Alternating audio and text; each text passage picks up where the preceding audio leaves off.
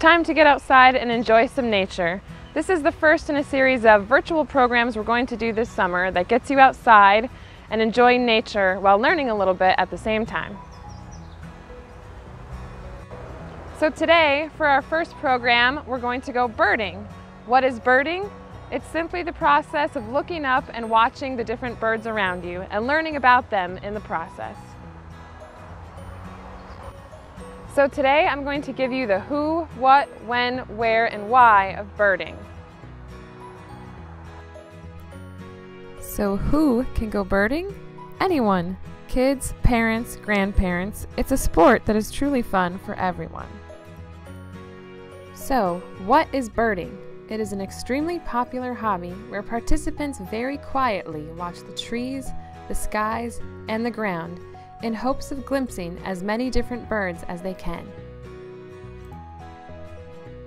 Bird watching first became popular in Great Britain during the early 1800s, and it did not take long to catch on here in America.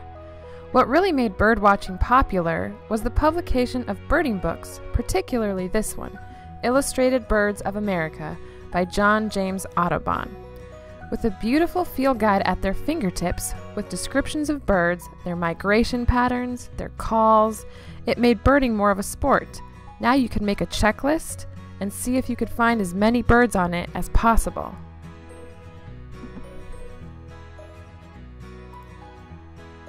What a lot of people really like about birding is that as far as hobbies go, it's pretty cheap. All you really need is a field guide, some binoculars, which can get expensive if you get the fancy ones, and a notebook where you can keep track of all the different birds that you have seen. According to the U.S. Fish and Wildlife Service, there are about 45 million bird watchers in America, so it's extremely popular.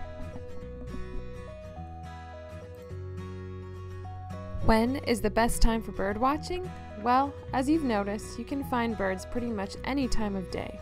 But the best time to look for birds is very early in the morning when the sun is just rising to mid-morning. Birds get pretty inactive when it gets hot outside, so in the summer, morning is definitely your best bet. And of course, you're going to see different birds at different times of year.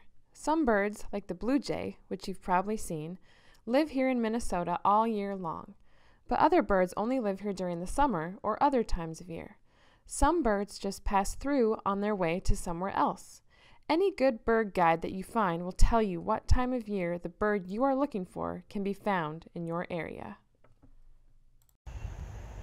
So, where can you go birding? Anywhere.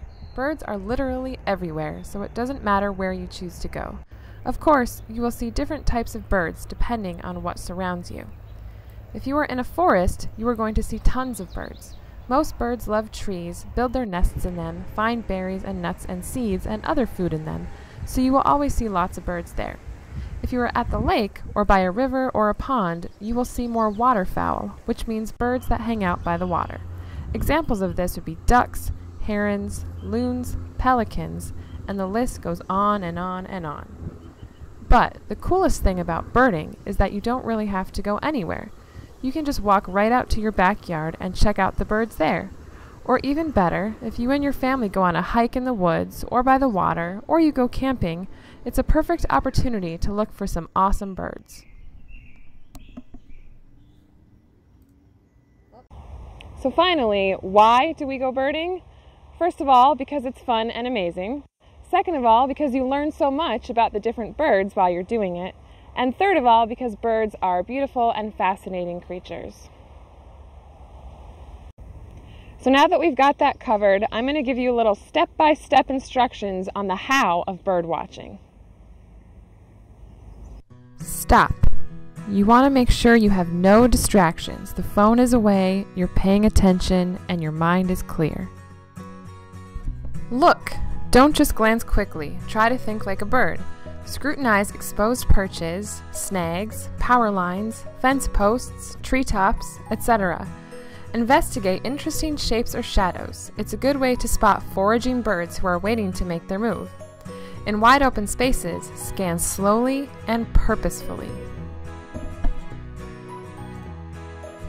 So what might help you look and see a little better, especially from far away? Binoculars, of course. It's hard to get up close and personal with a bird. They are very skittish, and if you get too close, they will easily fly away.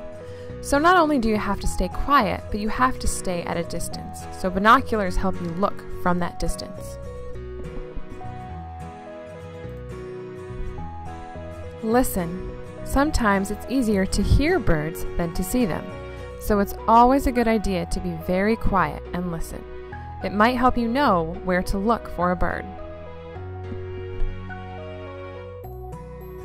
In order to give you a head start on recognizing different bird calls, we're going to listen and learn the calls of 3 birds you are guaranteed to hear around the St. Cloud and Stearns County area.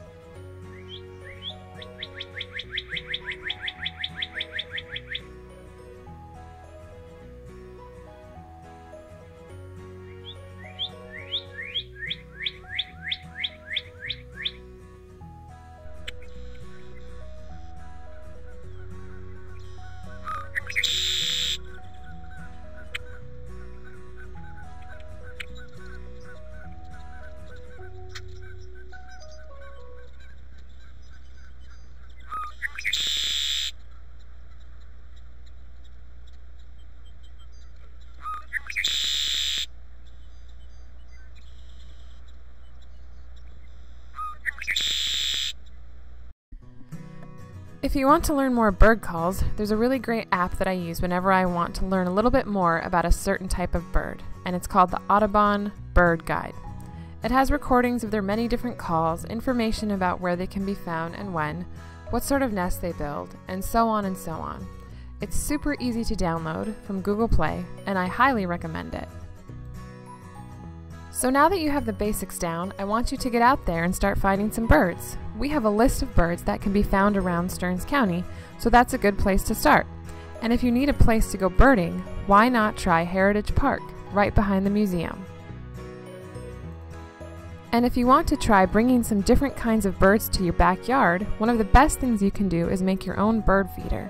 I'm going to post some links in the description below to easy and effective bird feeders that you can make at home, hang up, fill with birdseed, and see who comes to visit you.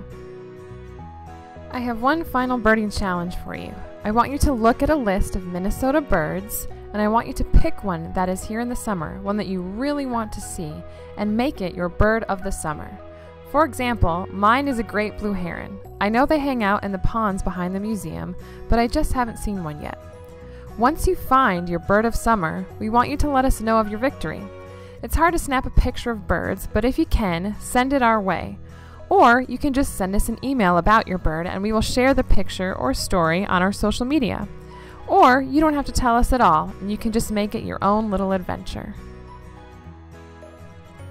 Well, that's it. Now you're all ready to go birding, so thank you for watching. I hope you find some awesome birds, and we hope to see you soon.